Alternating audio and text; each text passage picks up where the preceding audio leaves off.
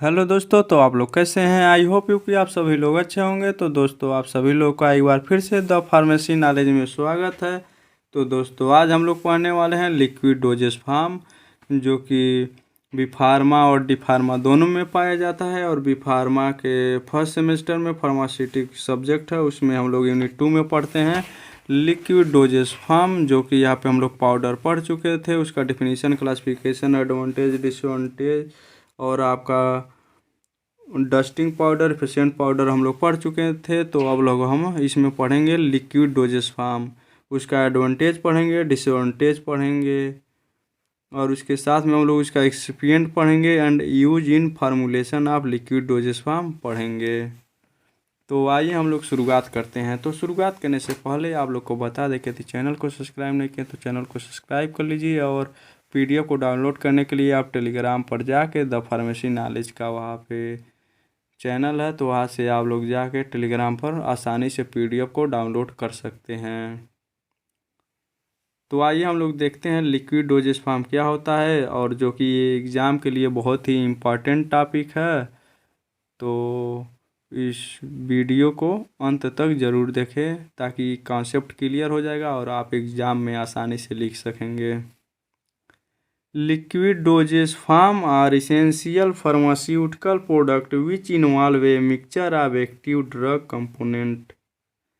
इस पॉइंट का मतलब यह है कि जो लिक्विड डोजेज फार्म होता है वह एक फार्मास्यूटिकल प्रोडक्ट होता है जिसमें एक्टिव ड्रग कंपोनेंट का मिक्सचर उसमें इन्वॉल्व रहता है।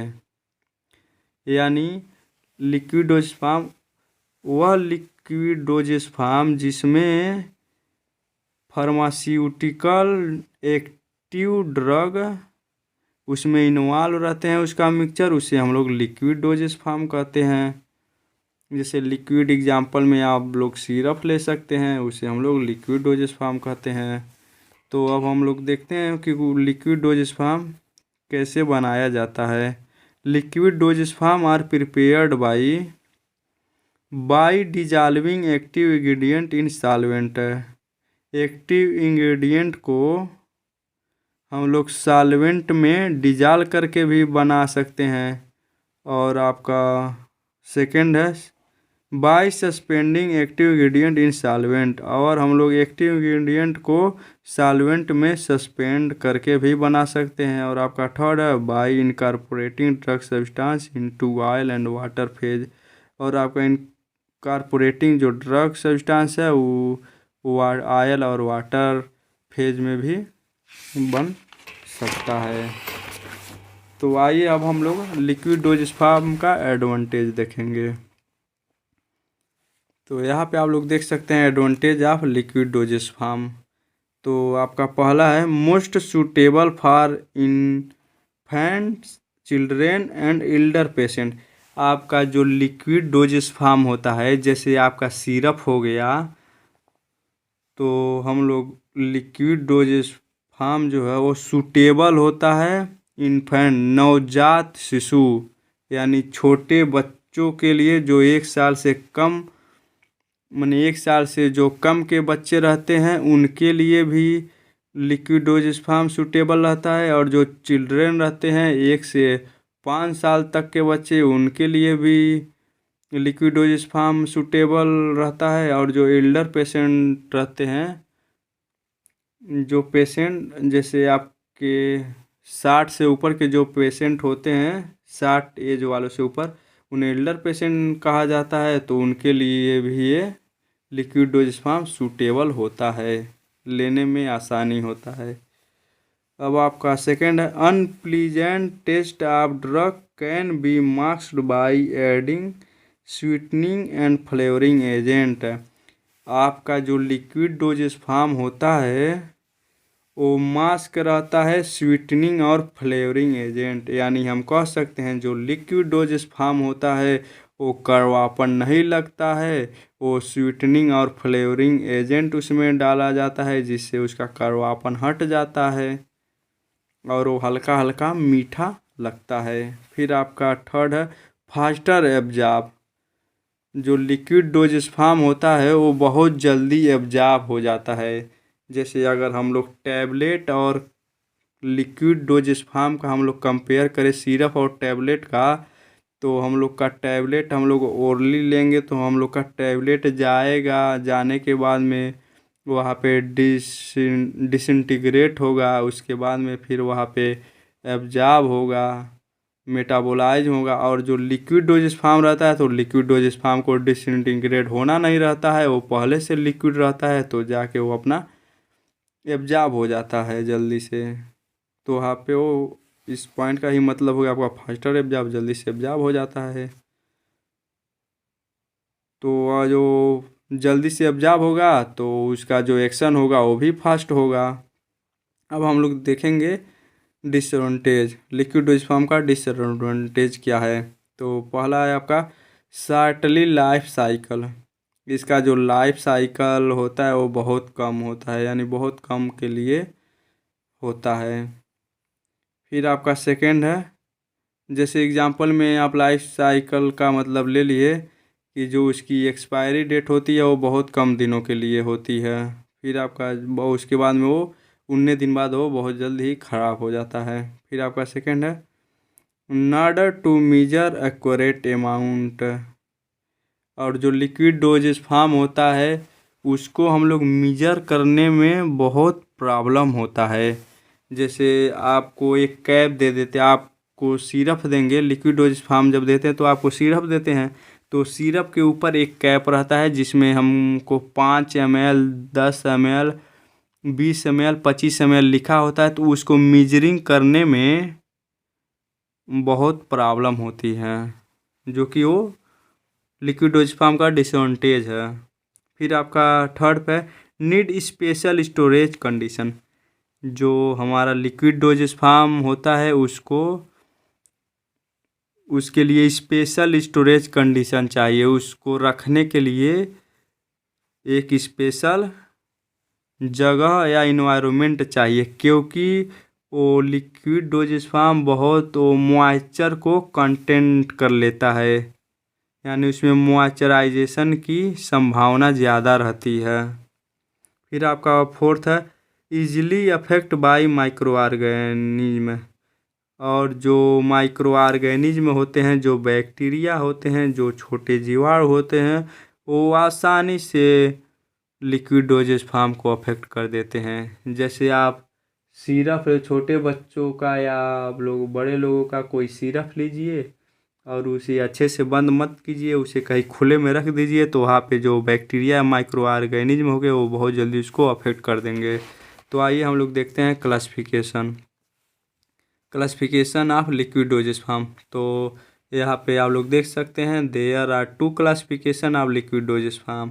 लिक्विड डोजेस फार्म के 2 क्लासिफिकेशन होते हैं। आपका पहला है मोनोफेजिक लिक्विड डोजेस फार्म और दूसरा है आपका बाईफेजिक लिक्विड डोजेस फार्म।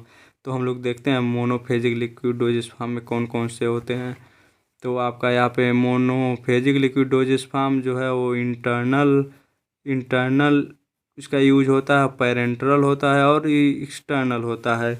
अब इंटरनल में हम लोग देखेंगे जैसे मिक्सचर हो गया, सिरप है, हम लोग जो इंटरनल लेते हैं ओरल के थ्रू, जैसे मोनोफेजिक लिक्विड डोजेस फार्म हम लोग यहाँ पे आप लोग इंटरनल देख रहे हैं, यानी जो लोग हम लोग लेते हैं ओरली उसे हम लोग इंटरनल कहते हैं, जो हम लोग अपने बॉडी के इंटर कराते हैं, अंदर लेते हैं। जैसे आपका मिक्सचर हो गया, फिर यहाँ पे सिरप हो गया, एलिक्जर हो गया, लिंक्चर हो गया, ये हमारे इंटरनल मटेरियल्स होते हैं। और फिर आपका पैरेंटरल है, पैरेंटल यानी जो आईवी के थ्रू, आईएम के थ्रू। फिर यहाँ पे आपका हो गया एक्सटर्नल। अब एक्सटर्नल आपका 3 टाइप का होता है जो मोनोफेजिक लिक्विड डोजेस फार्म है।